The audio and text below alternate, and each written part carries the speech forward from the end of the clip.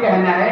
ٹھیک اسی طریقے سے اس جہیز کے معاملے میں لوگ کہتے ہیں کہ جہیز ناجائز ہے, جہیز حرام ہے, جہیز دینا صحیح نہیں, لیکن لوگ صرف زبان سے کہتے ہیں, دل سے نہیں کہتے. لیکن اللہ کا کرم ہے کہ اللہ کی ذات پر بھروسہ کرتے ہوئے ادارہ تحریک اسلام اور اس کے ممبران نے اس تحریک کو شروع کیا, اور آج الحمدللہ اس کے بہت اچھے نتائج ہیں. جو نوجوان نسل ہے ان کی سوچ بدل رہی ہے پھر سے.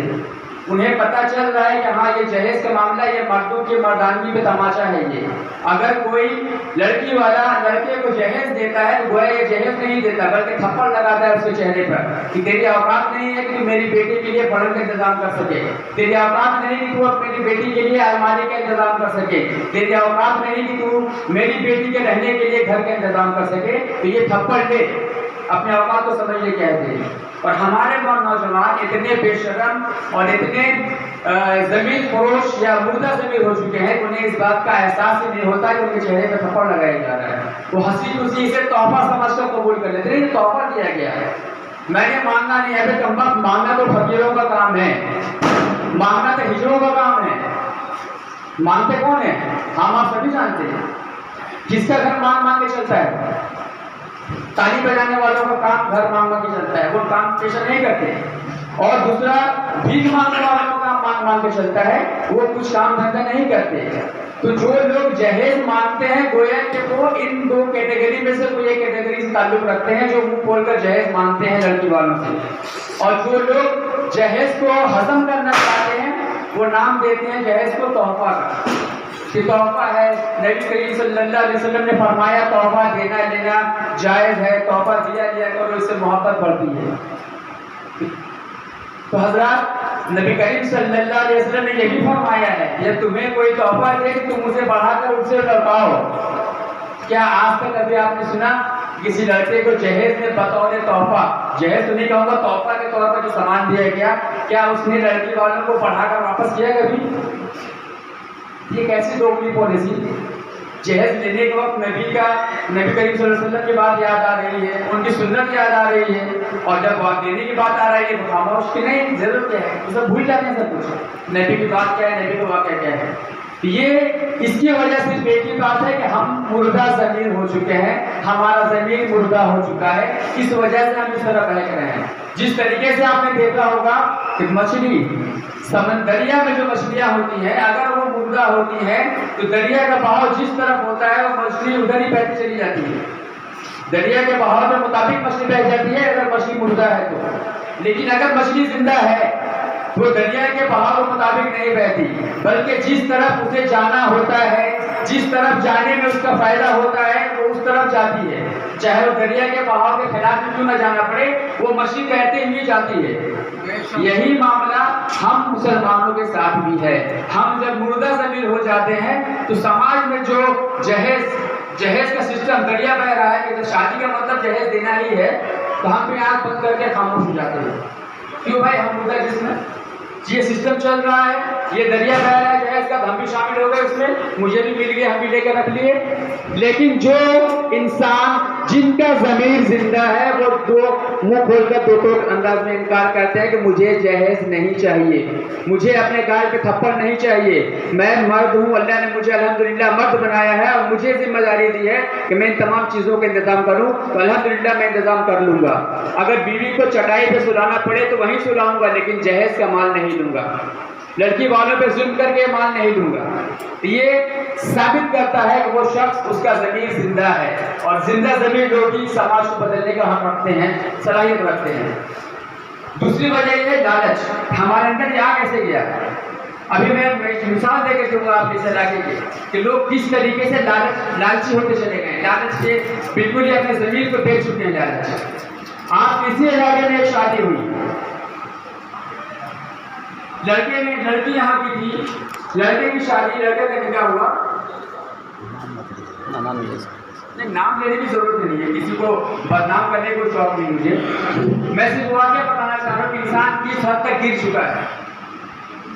اس شخص کے یہاں بیٹی کی شادی ہوئی ہے, لڑکا والے سے جب بات کی گئی, دن طے کیا گیا, لڑکے نے صاف انکار کر دیا, مجھے جہیز نہیں چاہیے, میرے پاس اللہ کا دیا وہ سب کچھ ہے, میں جہیز نہیں لوں گا.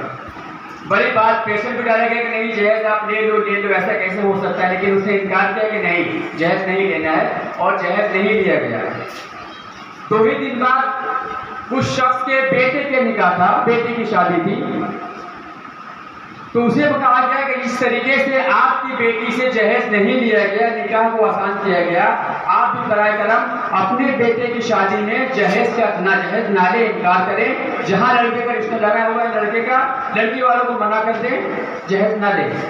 हाँ हाँ बहुत अच्छी बात है, बिल्कुल हम लोग ऐसा ही करेंगे। लेकिन पता है आपको, ये सुन के मेरा दिल बहुत दुखा था जब 1 हफ्ते बाद पता चला कि वहाँ पे लड़के की शादी हुई और उसने बगैर रोक टोक, बगैर इनकार किए तमाम सामान गाड़ी भर कर आया, उठाकर अपने घर में रख लिया है। क्योंकि ये लालच नहीं है, उसके घर में नमूना पेश किया जा रहा है, उसकी बेटी की शादी हो रही है बगैर जहेज की। अगर वो शख्स चाहता तो अपने बेटी के निकाह, अपने बेटे का निकाह बगैर जहेज लिए कर सकता था कि मेरे सामने एग्जाम्पल है, मेरे यहाँ मेरे निकाह को आसान बनाया गया, तो आज हम भी किसी बाप की, किसी बेटी के निकाह को आसान बना दें। लेकिन लालच आ गया सर पे, इतना सारा सामान के इनकार कैसे करें। भाई हमने मांगा नहीं है, वो लोग खुद से भेज दिए, हमने मांगा नहीं, उन्होंने खुद से भेज दिया। तो गोया कि अगर वो शराब का एक कनिस्टर भेज देंगे आपके पास तो आप नहीं कर करेंगे कि हमने मांगा थोड़ी है, उन्होंने भेज दिया। लेकिन शराब का कनिस्टर अगर आपके पास आ जाए आप इनकार कर देंगे, नहीं शराब नहीं, शराब हराम, शराब हराम। तो वाई नो जहेज क्यों नहीं हराम? जहेज किस तरह से साबित कर दे कोई कि जहेज जायज है, हलाल है? क्या नबी ने कभी जहेज दिया? क्या सहाबा ने कभी जहेज दिया? क्या नबी ने कभी जहेज दिया? अपने 4 बेटियों का निकाह करवाया उन्होंने जहेज नहीं दिया, सामने वाले ने जहेज नहीं लिया। नबी करीम सल्लल्लाहु अलैहि वसल्लम ने 11 निकाह फरमाया। जहेज का कहीं कोई जो बारात वापस आएगी निकाह के बाद तो सामान सब आएगा, घर में रखाएगा। यानी दिल में ख्वाहिश है कि जहेज मिलेगा, ये ख्वाहिश रखना जहेज मांगने के बराबर है। आप अगर ख्वाहिश दिल में रखे हुए कि ये मिलेगा, मतलब आप जहेज मांग रहे हैं, बच्चे के मुंह खोलकर नहीं मांग रहे हैं, अपने हालात को दिखाकर मांग रहे हैं जहेज मिलना चाहिए। वरना अगर बाप हकीकत में जहेज लेना नहीं चाहते तो आप सबसे पहले वो बस बुक करने से पहले आप घर में अलमारी का इंतजाम करेंगे, बारात के लिए, वलीमा के लिए हॉल बुक करने से पहले आप घर में पलंग का इंतजाम करेंगे कि ये जो मेरी बीवी आने वाली है, जो लड़की आएगी वो सोएगी यहाँ पे, अपने कपड़े रखेगी यहाँ पे, ये इंतजाम आप पहले करेंगे क्योंकि आपके दिल में हकीकत में है कि नहीं मुझे जहेज नहीं लेना है। लेकिन ये ज़बानी है, मैंने कुछ मांगा नहीं, घर खाली है, मतलब आगे घर में ले जाओ, इशारा समझ लो। ये इशारे में करना जहेज मांगने के बराबर है। और जो लोग जहेज मांगते हैं, मैं खुल्ला खुल्ला कहता हूँ, मुझे किसी से डर नहीं, मैं खुल्ला खुल्ला कहता हूँ, जो जहेज मांगते हैं वो 2 में से कोई एक है, या तो हाथ ताली बजाने वाले हैं या हाथ बजाने वाले हैं, इनमें से कोई एक जरूर है। वो अगर वो सच्चा इंसान है, अगर वो पक्का मुसलमान है तो कभी भी जहेज के लिए हाँ नहीं कर सकता। गालिबन पहले ज़माने में बहुत से लोग अनजाने में जहेज ले चुके, भाई नहीं मालूम था जहेज कितनी कभी चीज़ है, नहीं मालूम जहेज कितनी बुरी चीज़ है, लोग नहीं जानते थे, इतनी ज़्यादा तहरीकें नहीं चलाई गई थी, लोग नहीं जानते थे, लोगों ने ले लिया। तो अब तो तौबा किल्ला कर लो भाई, अब तो पता चल गया जहेज कितनी ख़राब चीज़ है। अब तो ठान लो कि मेरे घर में आज के बाद जो भी शादी होगी, किसी लड़के की शादी होगी, जहेज नहीं तो नहीं लेना है, छोटा मोटा जो सामान होगा वही, जहेज नहीं लेना। एक और चीज बताना चाहता हूँ जस्ट कि जहेज और तोहफा में फर्क क्या है। लोग कहते हैं तोहफा, एक बात बताइए, कोई शख्स अगर 20-25 हज़ार रुपए कमाता है महीने का, क्या वो 1-2 लाख का तोहफा दे सकता है? आपने दिल पे हाथ करके बताइए, किसी शख्स की आमदनी, महाना आमदनी 15,000-20,000 रुपए है, क्या वो 1-2 लाख का सामान तोहफा दे सकता है? नहीं, किसी भी हाल में नहीं। तो फिर तोहफा कैसे हो गया? तोहफा तो होता है, अगर आप 25,000 कमाते हैं तो 500 का तोहफा दे सकते हैं, ज़्यादा से ज़्यादा 1,000 रुपये का तोहफा दे सकते हैं। यानी तोहफा देकर आपका बजट फेल ना हो जाए, तोहफा देने के लिए आपको कर्ज ना लेना पड़े, तोहफा देने के लिए आपको अपना मकान बेचना ना पड़े, जेवर ना बेचना पड़े। तोहफा कहते हैं इसे जो दिल की खुशी से दे रहे हैं। लेकिन ये जो 2-4 लाख रुपए का सामान दिया जा रहा है तोहफा के नाम पर ये हकीकत में तोहफा है ही नहीं, ये तोहफा का लेबल लगाया गया है। शराब के बोतल पे गुलाब पानी का लेबल लगा दिया, गुलाब पानी है ये, तो गुलाब पानी नहीं हो जाएगा, वो शराब ही रहेगा।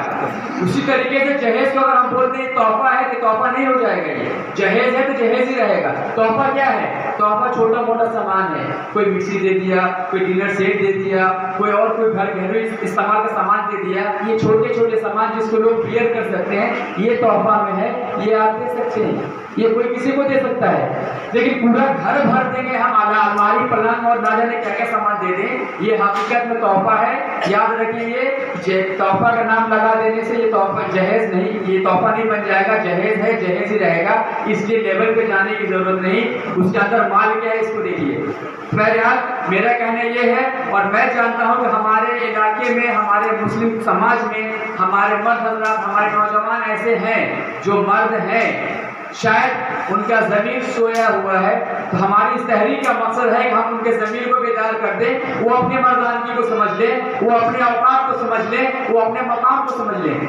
जिस दिन वो अपने मकाम को समझ लेंगे, अपनी मर्दानगी को समझ लेंगे, अपनी गैरत को समझ लेंगे, इंशाअल्लाह फिर हमें कुछ करने की ज़रूरत नहीं पड़ेगी। वो खुद बखुद इनकार करेगा कि हम ना ताली बजाने वाले हैं ना हाथ फैलाने वाले हैं, सामान लेंगे क्यों? जिस तरह से बाकी चीज़ का इंतजाम करते हैं हम घर के सामान का इंतजाम कर लेंगे इंशाअल्लाह ताला। इस उम्मीद के साथ, क्योंकि वक्त बहुत कम है, कहना बहुत कुछ था, वक्त कम है, इसलिए मैं इस उम्मीद के साथ माइक छोड़ रहा हूँ कि इंशाअल्लाह ताला अल्लाह ताला का रहम करम से और अल्लाह ताला की ज़ात से उम्मीद है कि शायद हमारी बातों को सुनकर हमारे नौजवानों के दिलों में कुछ बेदारी हो, उनका ज़मीर जाग जाए और वो इस पे अमल करने को तैयार हो जाए कि जब निकाह करेंगे नो जहेज निकाह करेंगे इंशाअल्लाह ताला। अस्सलामु अलैकुम व रहमतुल्लाहि।